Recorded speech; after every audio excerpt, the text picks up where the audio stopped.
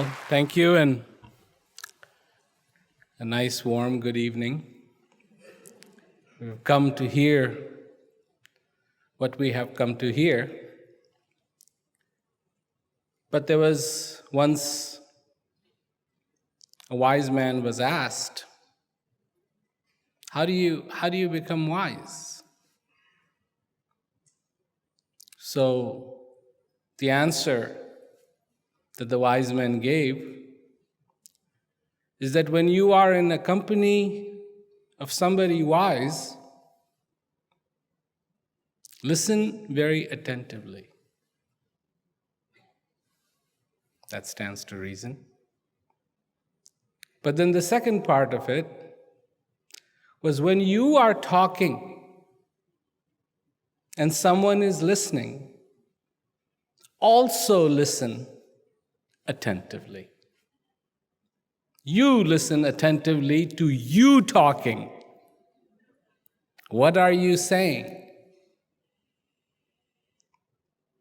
And certainly, one of the issues that I see wherever I go is the ability of people to listen. Listening is an art. And if you cannot listen, there isn't a whole lot that's going to happen in your life. I think the Creator, in the infinite wisdom, made sure that there was no way you could close your ears. Didn't put a lid on them or anything like that, so you could listen. But people don't have the ability to listen because they're already full of preconceived ideas. Oh, this person, what is he going to say? What's he going to talk about? Peace? I already know peace. Do you? In fact, that's what people expect of me. Talk to them about peace. But I find that that's pointless.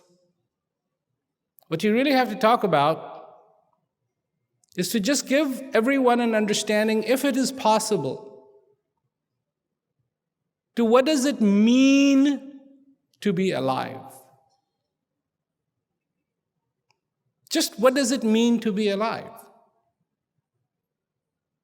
And a lot of people don't know what it means to be alive.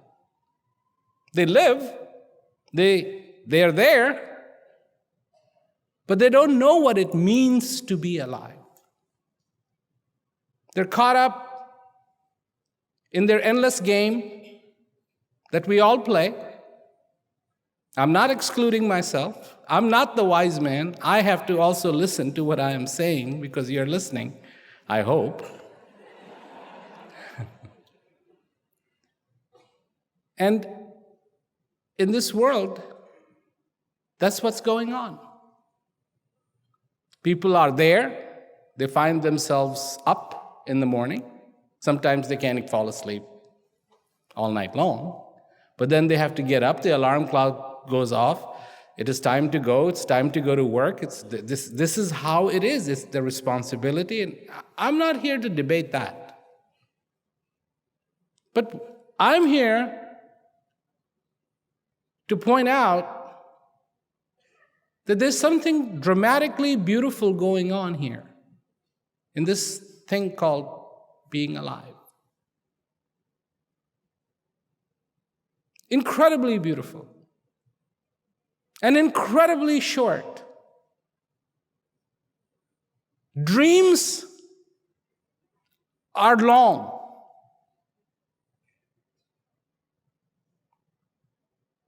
Life is gone in a flash. For billions of years that it has taken to get us to where we are here today, in relation to that, even if you live for 100 years, that's too long. I calculated that. That is too long. It's shorter than that. Relative to how long the earth has been here, of how long you are going to be here, it's faster than that.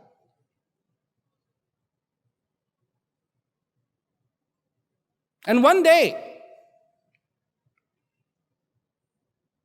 I was watching this documentary. And, it seemed like a nice documentary about the universe. It's like, wow, this is nice. My Blu-ray player, put the movie on, turn it on. And usually, I watch these things sometimes because they're a great way to fall asleep. They've got a monotone voice. A lot of the things that are being said are just... it's not like, somebody says 1 billion years and I can go, yeah, I know exactly how long that is. But then this guy started talking and he said, by the way, everything you see, everything that there is in this universe, the sun, the moon, the earth, the stars, the galaxies, everything that's in this universe will one day be gone.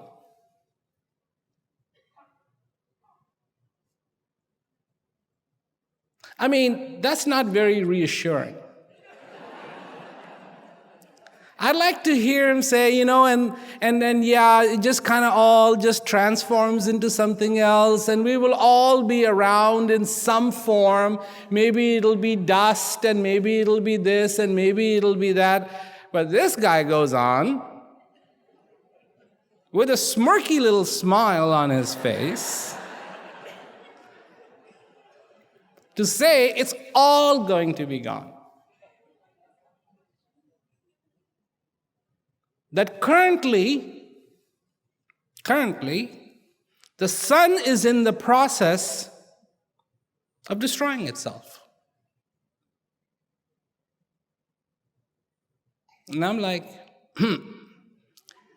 do I fall asleep or do I think about this stuff? Because I like to fall asleep. That was the hidden plot in watching this thing. And now here I am going, it's all going to disappear. So if it's all going to disappear, I think the guy, it's not one of those comedy shows where it's like, then the guy comes out and says, did I scare you?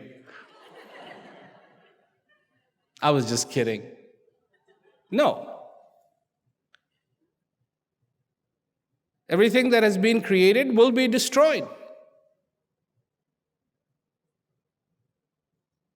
And of course, then he went on to say it's going to take trillions and trillions and trillions of years. And I went, aha.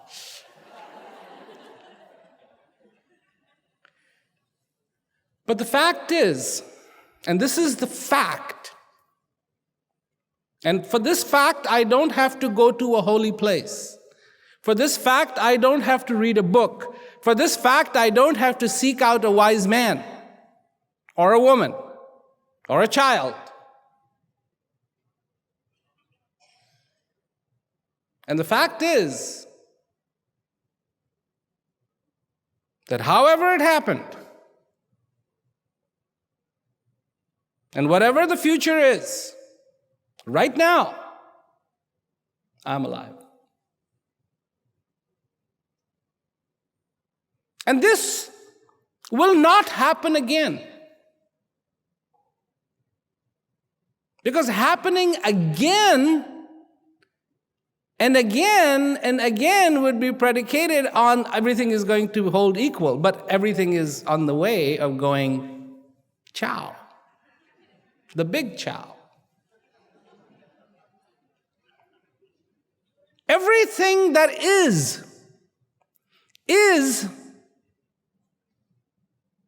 and will not be.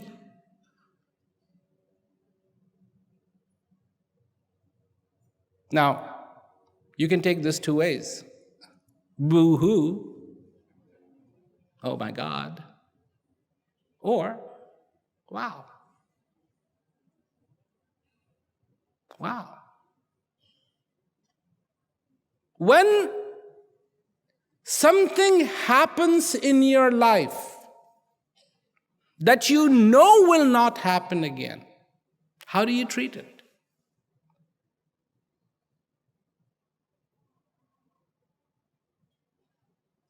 For some people, getting married for the first time is something. No, they don't know. It might be second, might be third. They go for it like it's going to be one and only. And I know they have this TV show, they used to have this TV show, where the bride would be fried, going because they wanted everything to be just so, the cake to be just so, the dress to be just so, the decorations to be just so, the table settings to be just so, the invitations to be just so. Well, let me ask you a question. When you wake up in the morning, do you treat your life that day that you're going to have just so?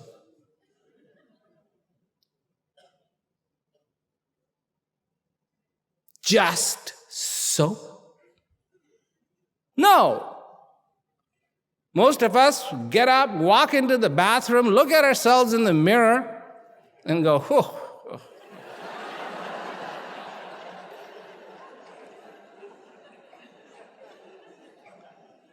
And the whole focus, brushing the teeth, washing the face, taking a shower, doing whatever, the focus is to get to coffee.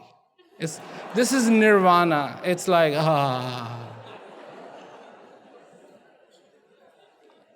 I'll confess, it's so bad with me that the other day I was very excited. I found this outlet. It's like an outlet, and you just plug it into another outlet, and then you can control this with your iPhone. So I could plug in my coffee machine into this, and whilst I am, getting ready, when I come out, my coffee will be ready. Wow.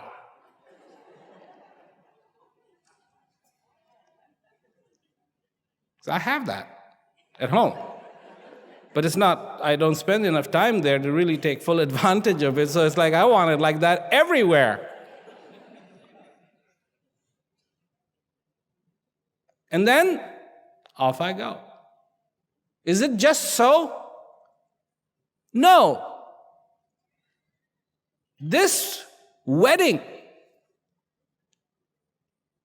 is destined to be a disaster. Because nothing has been planned. It's an act of severe randomness with, okay. There is no just so. I'm not a wedding planner. But I'm here to tell you, you better get something going about that just so for today, because once it's gone,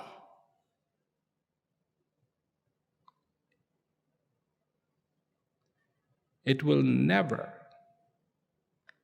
ever come back.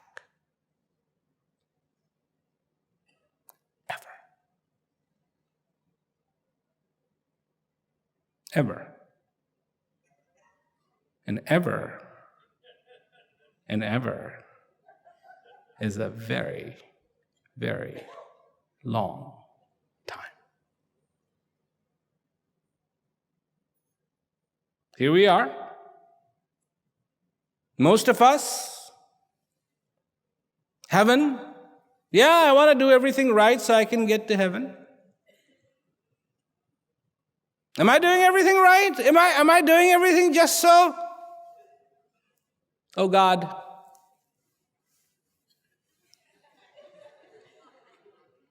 Most of us go to the house of God on Sunday, God's day of rest.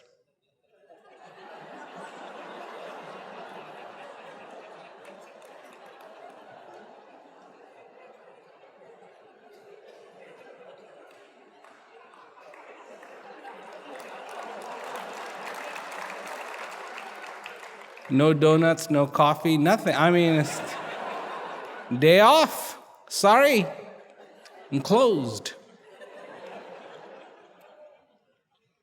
Heaven. Oh, heaven, heaven, heaven. So, a king was in this predicament. He had to attack his neighbor kingdom. And all night long he knew that, he could die. This was the old days when the kings were the first ones in the front. And the idea of war was not very lucrative. I mean, these days, they're sitting in some room with a telephone. I think that tradition of being the first person on the battlefield should not have been changed.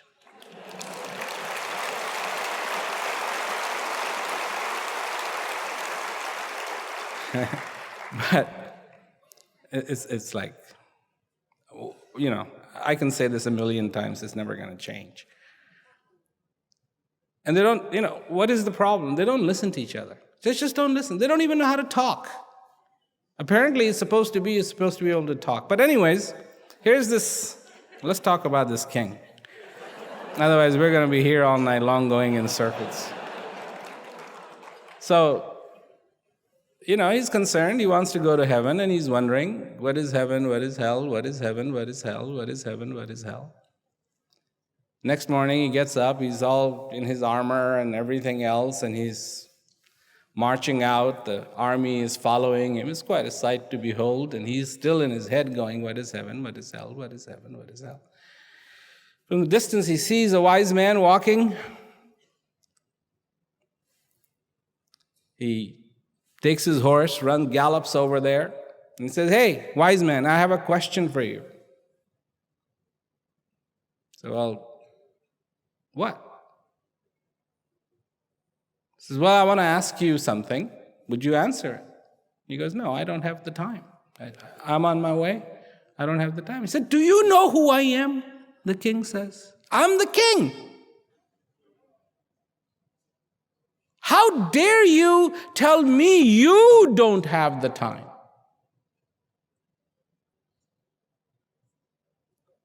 The guy says, well, I just don't have the time. He says, look, it's a very simple question. I want to know what is heaven, what is hell. And the guy goes, look, I just really don't have the time to tell you this. He says, how can you say no to me? I'm the king. And the king just gets angrier and angrier and angrier and angrier, and he's screaming at him. He says, don't you know, you call yourself a wise man, and da-da-da-da-da-da. And the wise man said, wait. King, right now, you're in hell.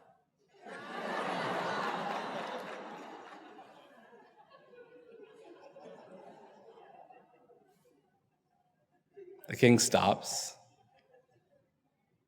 He goes, wow, you're right. I am. I'm angry. I'm upset.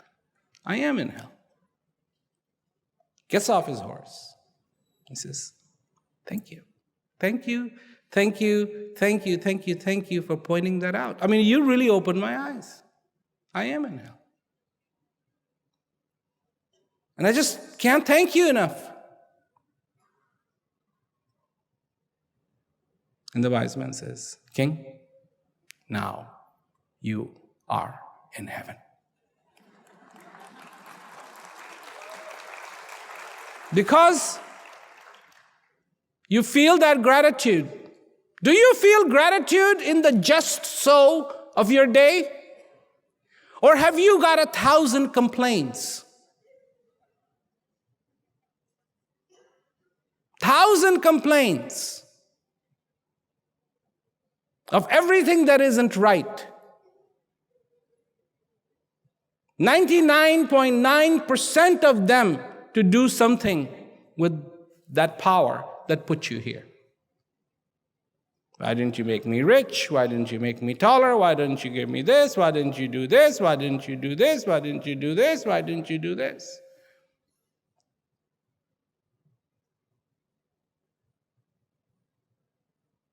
Kabir, this Indian poet, he says, if you didn't sow yourself, if you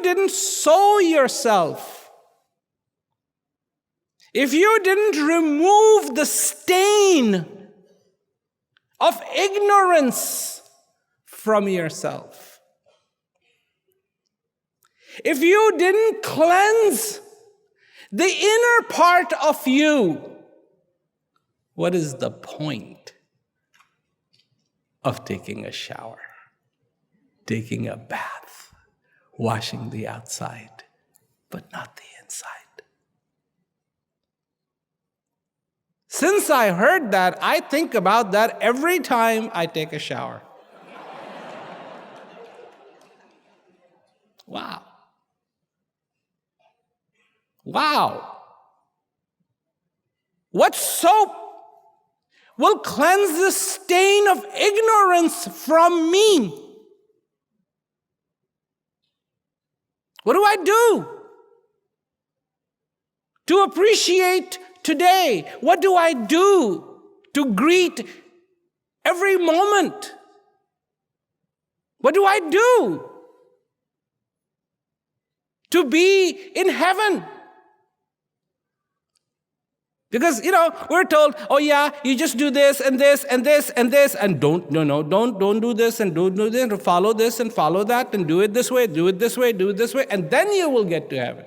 Well, that heaven has a catch. And the catch is you have to die. That, in my book, that's a big catch. It's too big. No warranty. I mean, those people who tell me all this, are they going to come with me and go, okay, we were sorry. It really didn't work that way. And we will arrange for you to go back and have a ball. All the things we told you couldn't do.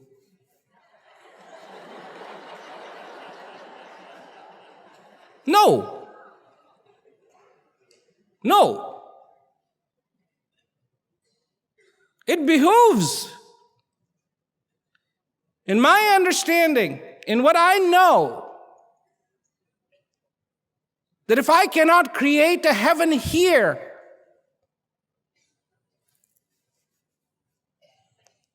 when it's over, it's over.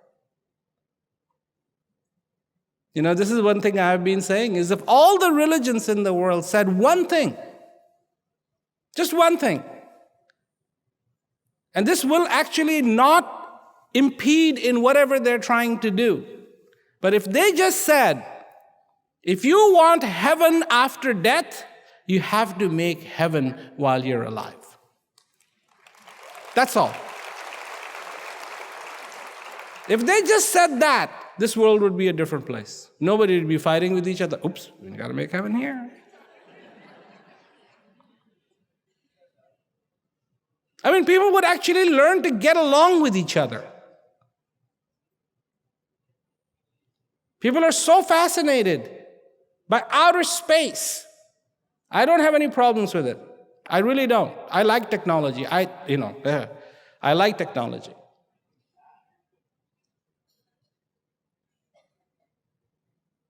And what are they looking for? They're looking for life. Send me an email.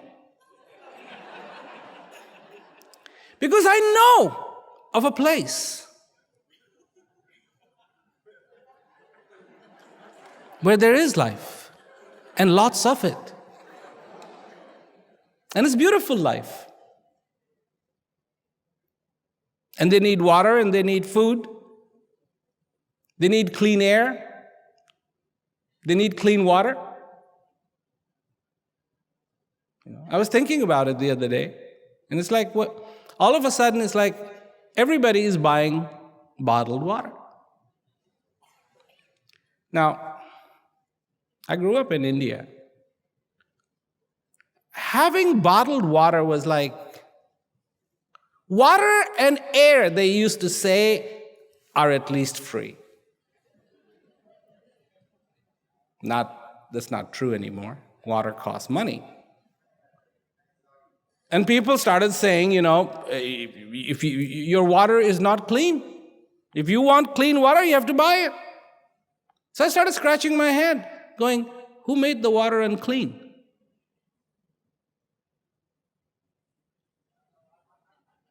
Who made it unclean to begin with? The same people that are selling the water. And we are like, oh yeah, look, it's really good water. And half of it, read the label. From the municipality, water supply, it has been RHO'd and run through the ultraviolet, and therefore it is safe. I remember when I went to India one time, after a long time, I saw this guy sitting there filling the water bottle with the city water and closing the caps. I'm like, hey, it's clean. So, in the interest of making this life, making this day just so,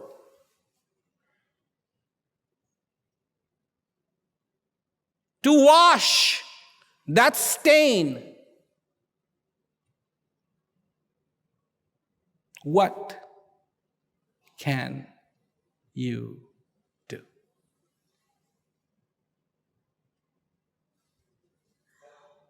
This is where it gets very interesting. First, understand the value of who you are. Who you are. The value of this breath. The value of this moment.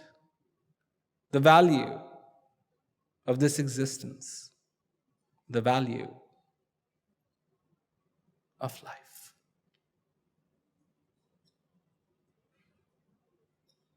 The value of life. The value of being alive. That is the most profound gift. If there is anything holy, it's being alive. If there is anything sacred, it is being alive. If there is anything divine, it is being alive. If there is anything profound, it is being alive. If there is anything precious, it is being alive.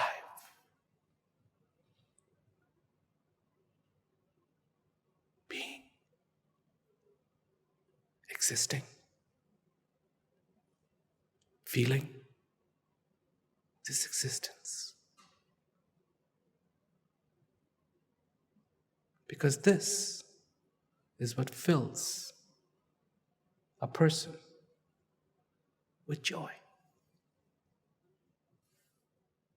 See, we all know we want joy. We know that. I mean, it's like, yes, we know that.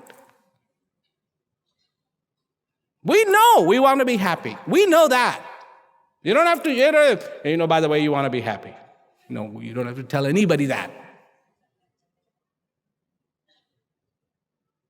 But what we do is try to reverse engineer joy.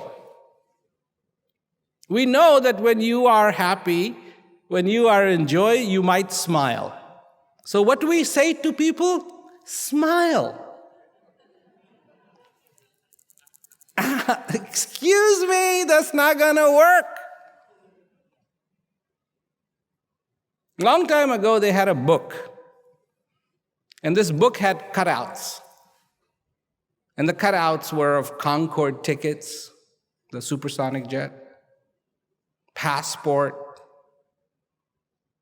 Rolex watch.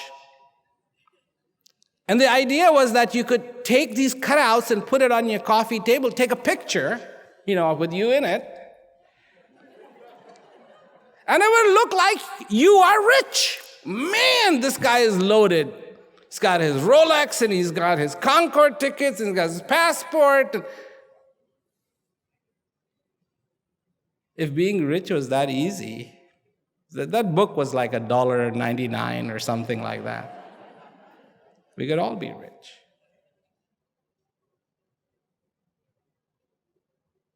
I am saying that when the heart is full, when there is an understanding, when there is a clarity, when there is true joy emerging from inside, no lessons have to be given. Smile or don't smile. Nobody has to write a book on it on how to be happy. I saw that. Somebody wrote a book, A Few Steps to Happiness or something like that. I'm like, really? Really? You see, I'm of the opinion I shouldn't even be doing what I do. I shouldn't come out here and talk to you about happiness. I shouldn't come and talk to anybody about peace. I shouldn't come and talk to anybody about being fulfilled. I'm not kidding. This is what I think. I think it's really sad that we have forgotten those fundamentals, and somebody has to come along and say, you should be fulfilled. Frankly, I think it's stupid. That's like trying to teach a dog how to be a dog. You are a dog.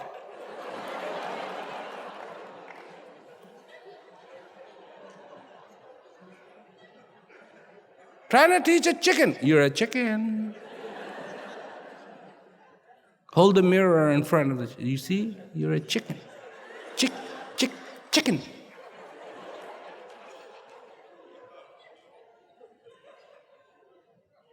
Do you not have the thirst in your life to be content?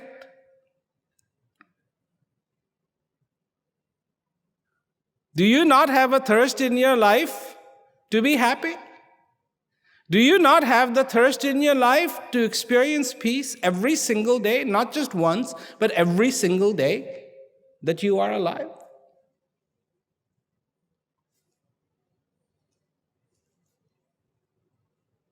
Do you not?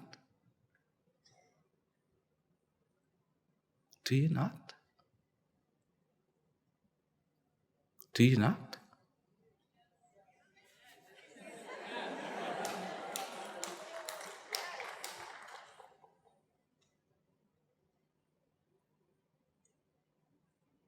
You can do something about that.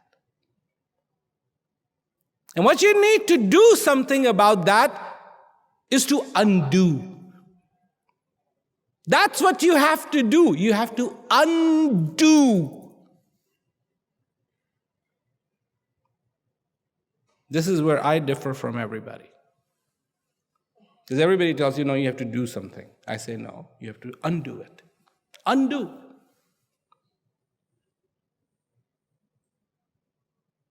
Listen. Not to me, but listen to your heart. Listen to that thirst that says to you, be fulfilled. Listen. Listen to that want. Respect that want that says, be in peace.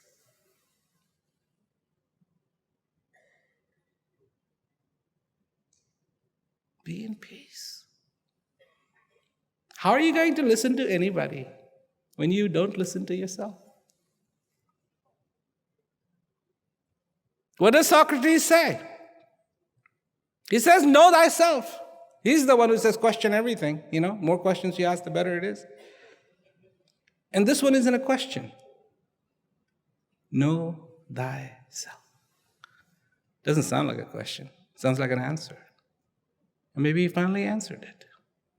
You. What does Kabir say? There are people, I got Kabir's poems. And what do they say? What you're looking for is inside of you. Oh, yeah. I'm searching. I have been searching. People used to come to me. I wasn't even a teenager yet. And they would come to me and they'd say, we've been searching. And I would say, for what? Oh, for peace, for joy, for happiness. So, pretty pointless. Because it's in you. Searching isn't going to do it. Okay, analogy time. How do you search for your face?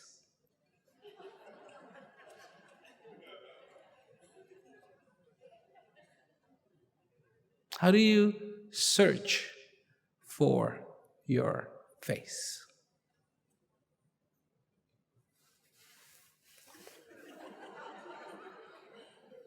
Climb mountains?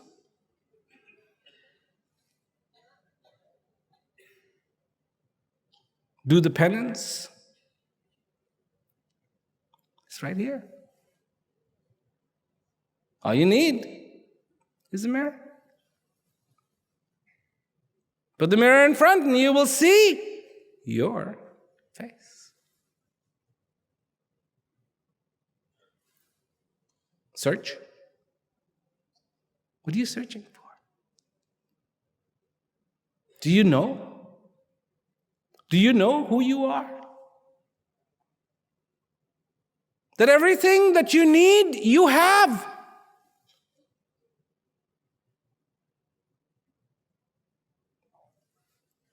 The way we evolved,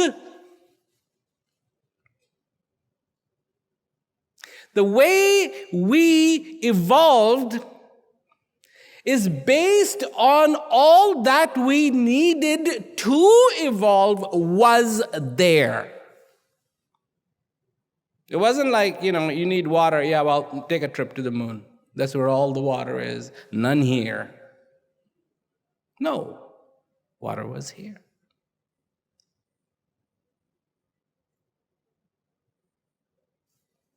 Essential part of our existence, water. It was here. Food, here. Now, I know there's a lot of greed in this world. So people go, no, that's mine, that's yours. And somebody define the illusion, the great word Maya, as just exactly that. Somebody comes along, divides the line, this is mine, that's yours, that's Maya. Is that simple? You bet.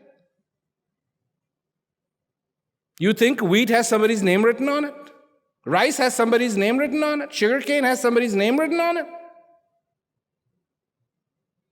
Water has somebody's name written on it? It's all here. All that was needed for us to survive. The air, here. The simple things that we are. How much do we work to be different? My personality, me. Check this out. 99% of what you are made out of, oxygen, carbon, hydrogen, nitrogen, phosphorus, is what everybody is made out of. Trying to be different? Trying to be different? Oh, you are a woman. I'm a man. Tell that to the oxygen. Tell that to the carbon. Tell that to the hydrogen. It's the same exact stuff.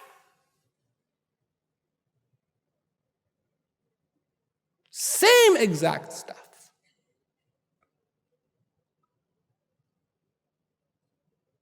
And everything you are made out of is abundant.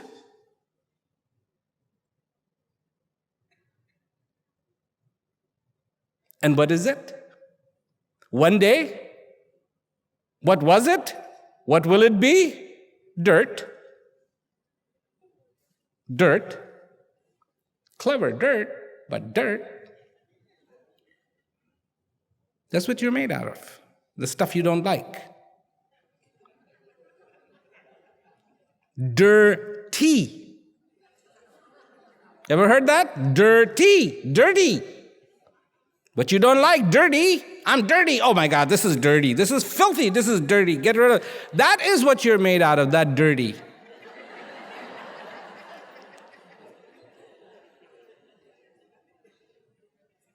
That dirt. You think that's fiction? That's reality. That's reality. So, what's different? Something is different. Do you know the value of this breath that comes into you? Do you? I say this and many times, and this is favorite thing to say because I've seen it, I've witnessed it. What, say if you were born in a hospital, what allowed you to come home? Do you know? Wasn't the taxi cab, wasn't the car. Do you know what it was? Because you were breathing. If you were not breathing, nobody wants you. Sorry. Sorry. You seem to lose it, like...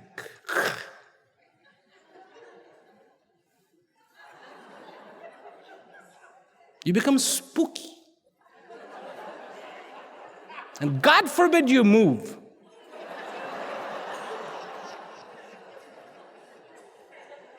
I mean, so far this breath is coming into you, you dance, and you look cute. And this breath is not coming into you, and you start dancing? Whoa. This is serious stuff.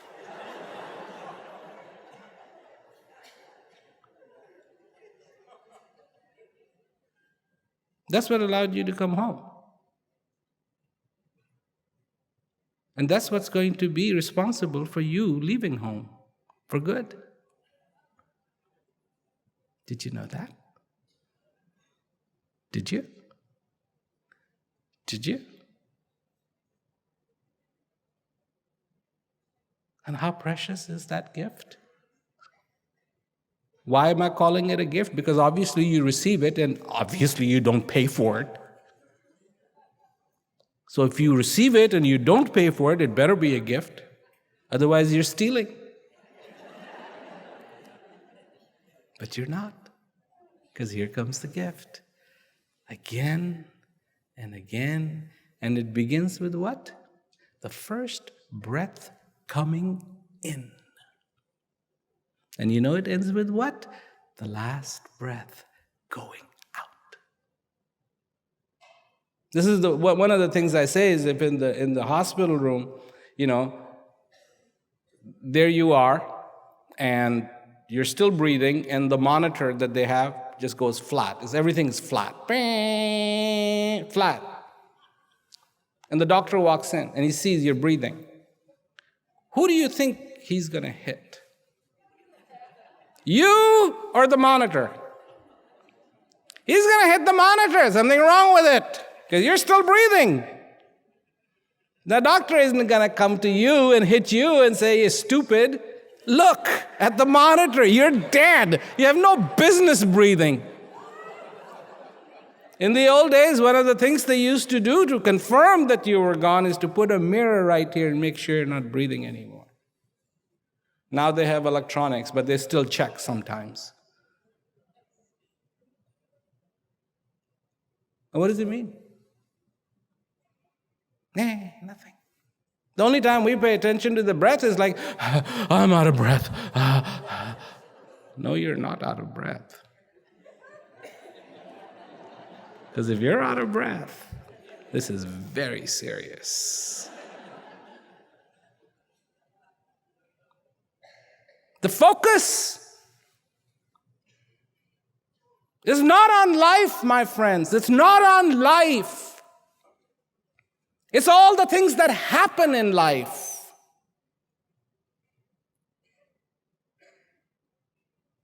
And if there was a person driving you in a car, going, oh, look at that. Oh, my God, did you see that? And did you see that? What advice would you give this person?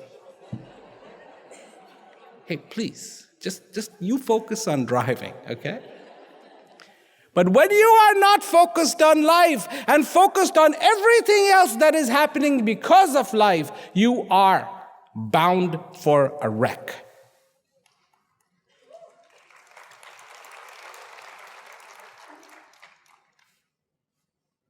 Is that wisdom?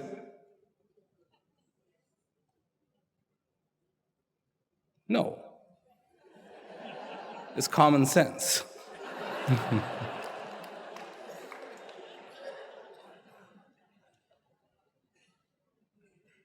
In aviation, they say, fly the plane. Forget about the rest of it. Just fly the plane. Make sure you don't get this thing upside down and buried into the ground. Because you're in it.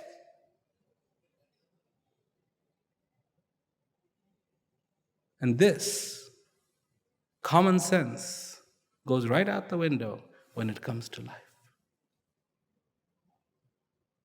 Oh, but this happened in my life. Oh, no, this is happening in my life. I understand. I mean, things are painful. But even in that pain, there is a fact. And that fact, my friends, is a lit candle in incredible darkness. In incredible pain and suffering, which is darkness. If there is anything that can be defined as darkness, that's it. Even then, there is a beautiful candle that is lit. And it is a beautiful thing. Even in that, you have not been abandoned. You have not been abandoned. You have not been abandoned. Go. Move. Move. Move. Move.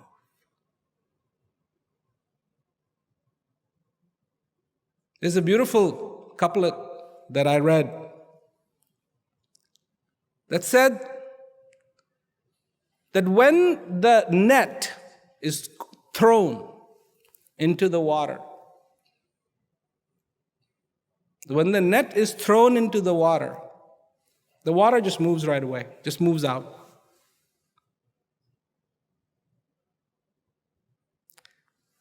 But the fish get trapped.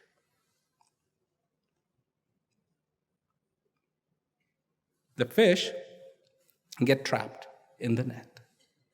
When the net is pulled, the water just leaves. But the fish still thirsts to get back in the water. And what it's saying is that the relationship between the water and the fish, you would think the water would say, I want to hang on to you as long as possible. But no, the water is like, it's okay, I'm gone. But the fish still longs for that water. Whatever happens in your life, good times, bad times, right times, wrong times, long for clarity. Long for clarity. Long for joy. Long for this beauty. Long for this gift. Long to recognize this gift. Long to be fulfilled. Long to be in the light that is lit inside of you. You do not need to be afraid of the darkness of this world, because there is a light that you carry. And it is the light of knowing. Knowing that this is a gift. Knowing that you're alive. Knowing that you're so fortunate. Do you know? Do you know how fortunate you are? Fortunate. Fortunate to be alive, to have been given this incredible opportunity to exist. Why? I don't know. And I don't care.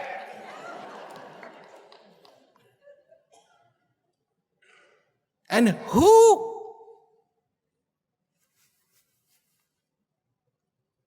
whoever that is knows. But I know what it is like,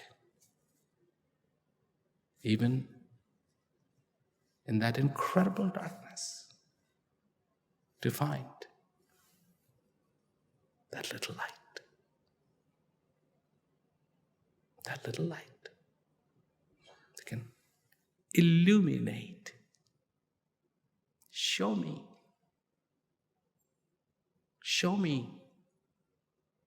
Show me what is real. Show me call of my heart. I want to hear. This is what these eyes thirst for. This is what I want to hear.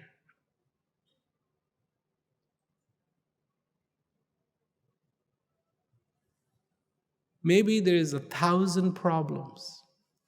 1,000 problems. This comes from experience. Maybe there is 1,000 problems. And all have decided to strike you at the same exact time.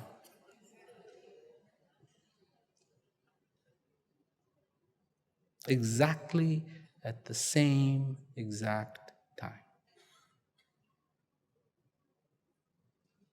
And there is nothing but bewilderment.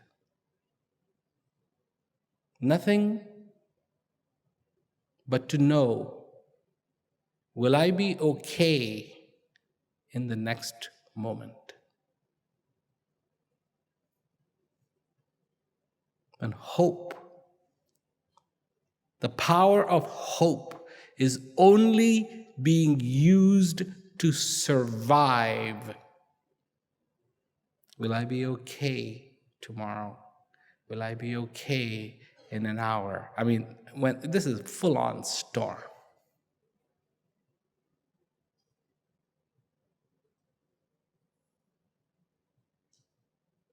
And then, in that screaming storm, screaming, peltering storm, to hear one faint little voice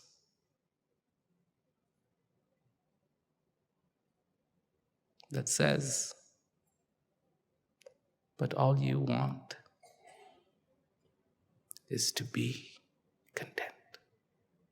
All you want is to be in peace. All you want is to be in joy. And it is nothing shy of a miracle. All of a sudden, I am not looking for 1,000 answers. All of a sudden, I'm not looking for 1,000 solutions. All of a sudden,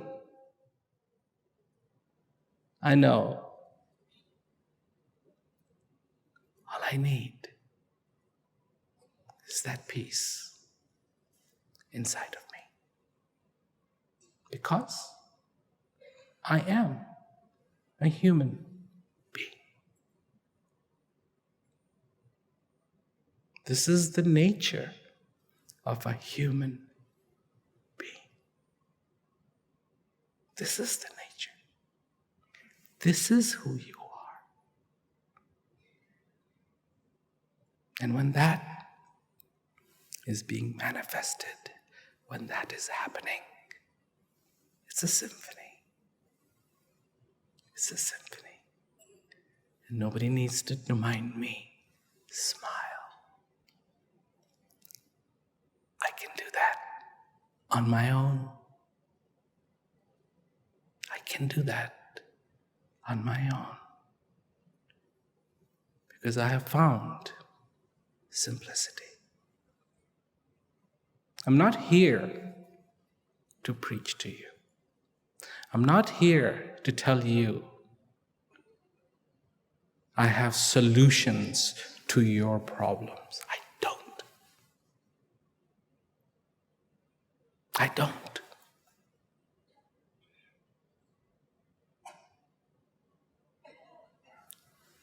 But I know a place where there is a lamp and it is lit.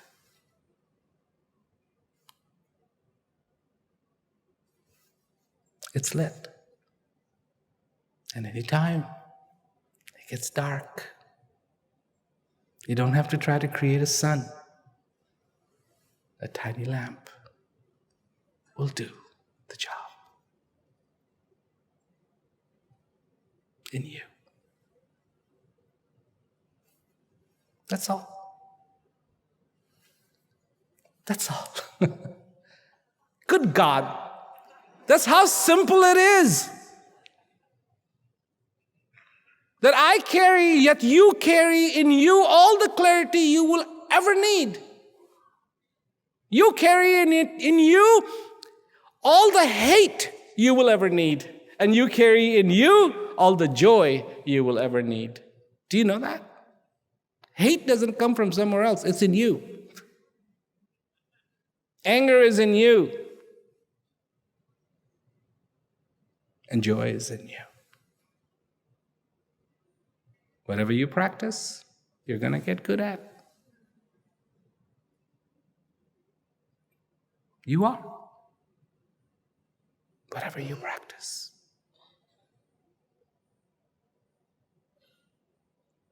Practice being human. Practice being human.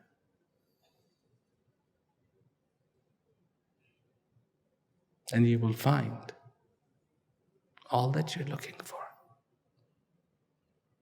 Practice being something you're not, and you will get so lost. You will never know.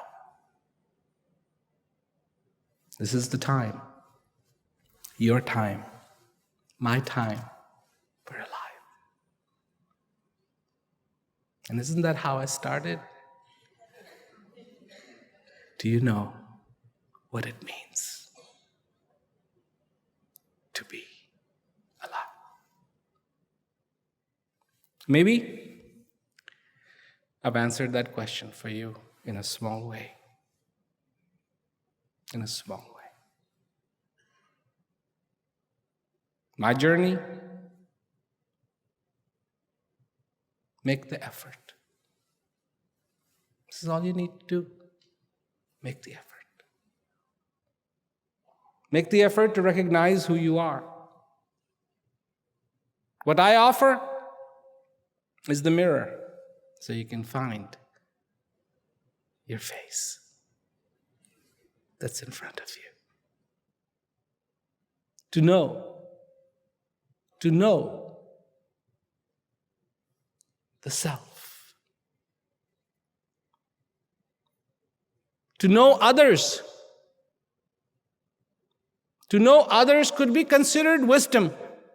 You're a wise person. But to know the self is enlightenment. That's what it is. Enlightenment.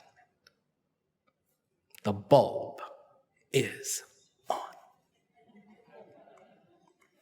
Please, whatever you decide to do in your life, it's up to you.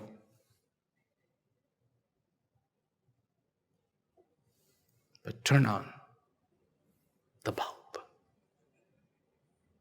Turn on the bulb. You know a lot more things than I do. And so I say to you, of all that you know, also know the self. It just makes good sense to also know the self. That's what I talk about. And once you do, by the way, coming for what probably people told you should come here for, he talks about peace, ambassador of peace and this and that. Then you will find peace. That's the address to peace. Thank you very much, and good night.